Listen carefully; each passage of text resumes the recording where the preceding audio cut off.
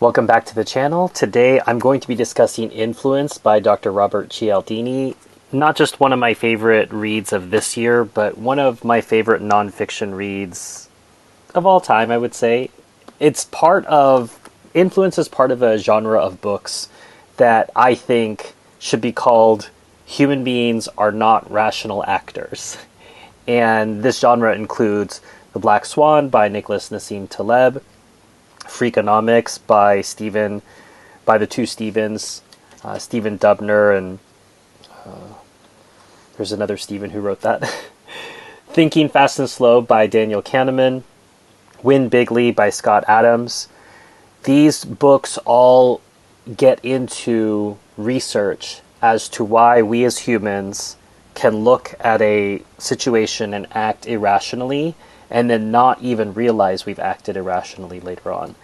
And what's wonderful about Dr. Cialdini is the way that the book is structured. So it has 6 different forms.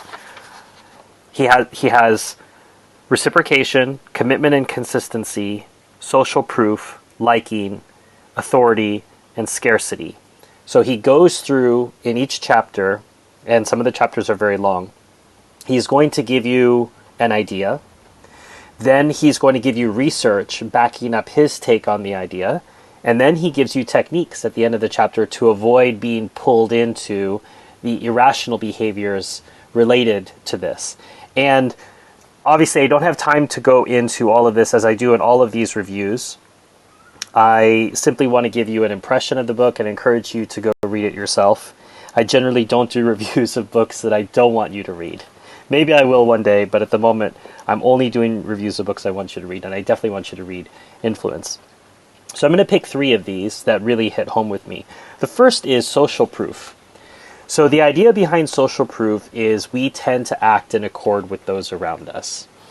And if you went to high school in America, public high school where they didn't have uniforms, you'll notice that even though there's no uniforms, everyone dresses the same way, generally speaking. Yes, there are the goths and the punks and some of those, but pretty much everyone else, it was jeans and a t-shirt. That was how it was. And I suspect it's still that way now, even though I haven't been in a public high school in many years. More recently, the question has been about masks. So I live in France. We had a outdoor mask mandate from roughly August of 2020 to early summer, I want to say June of 2021. There was an outdoor mask mandate. And everyone complied, generally speaking, because they didn't want to get fined.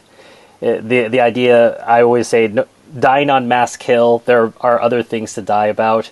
And that's a conversation for another time, totally out of scope of the book review. But what I'm trying to point out is the social proof was the minute that the mask mandate was lifted, masks went off.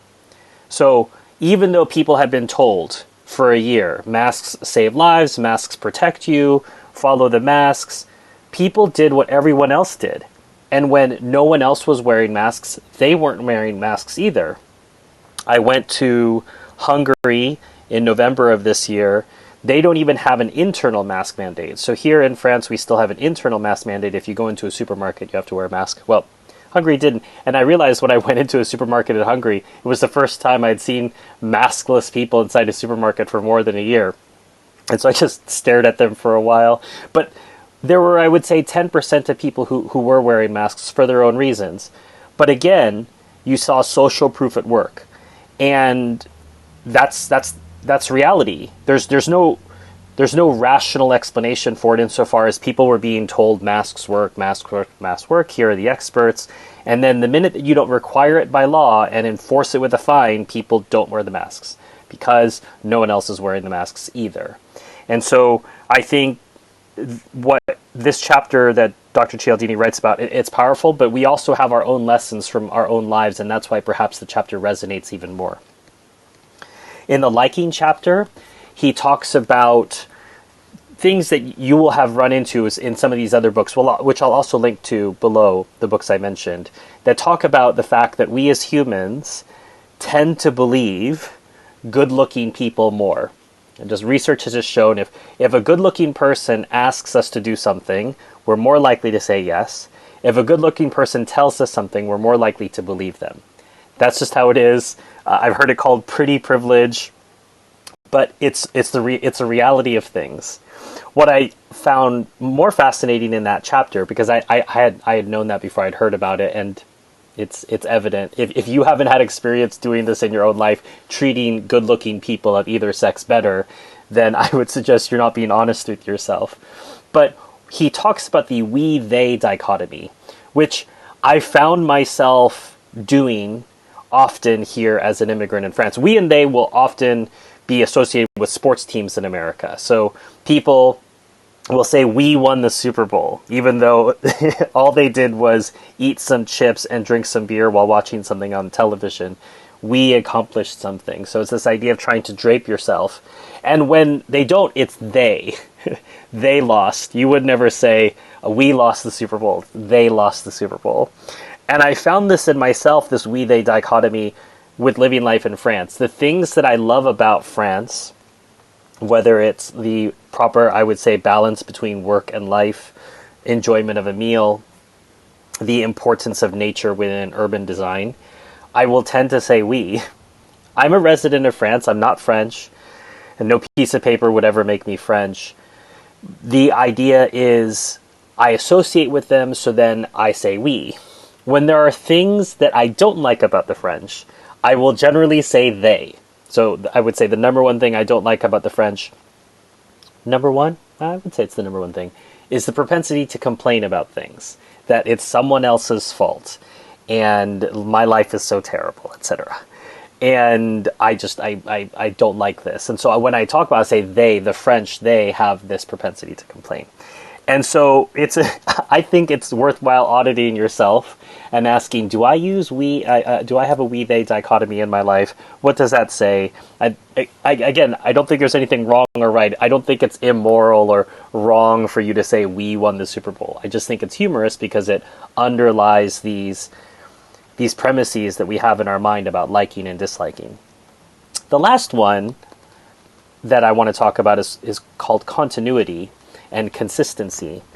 And this has to do with the inability for us to climb down once we've made a mistake. And the example I give, so I don't drive very much anymore. It's been 9 years since I've driven consistently. So I only drive generally on vacations or when I'm in the United States. And when you're in a slow-moving lane and you see another lane moving more quickly, you at some point make a decision to move into that other lane. And then for whatever reason, instantly, the lane that you thought was moving faster stops, and the lane you were in starts speeding up. And in your mind, at least I'm going to speak for myself, okay, that in my mind, well, I've committed to this lane. I don't want to look like an idiot and go back, but it's totally indifferent. This is irrational behavior manifesting. If you change to this lane, it's just as easy for you to change back. No one cares. It's just a car. It's not you. But this is I would say, lighter version of what people think and feel when they're cut off in traffic.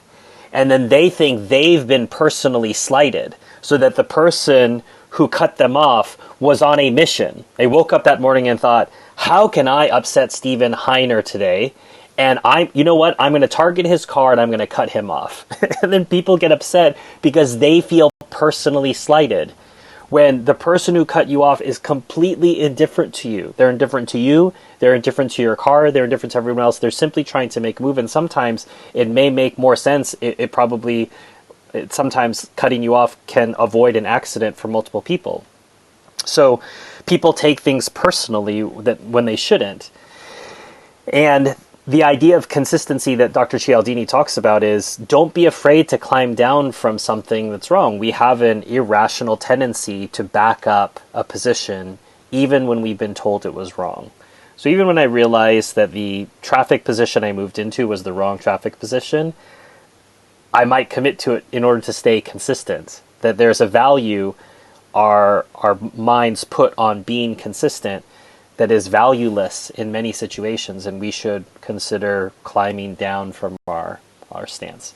So in any case, there's so much more I could talk about with this book, but As always, I try to keep my reviews short, impressionistic, and I can strongly recommend the book. You'll enjoy it. I waited far, far too long. I think I heard this book mentioned every year for the last 10 years. At least, maybe once a month. At the very minimum, once a quarter. And it sat on my to-read list for far too long. I don't know why I didn't read it sooner. I finally got to it this year. I'm so glad I did. And I brought the experience of reading those other books that I told you about to the table, and I think you'll enjoy those books as well. So as I said, I'll leave a link to this below. I'll also leave a link to those other books, which I think you'll find fascinating, which I may review as well at some point. And if you'd like to support these reviews and get access to a bonus Patreon exclusive review I do once a month, you can find details to support my Patreon in the comments below. But in the meantime, question yourself, read books like Influence, and enjoy your reading.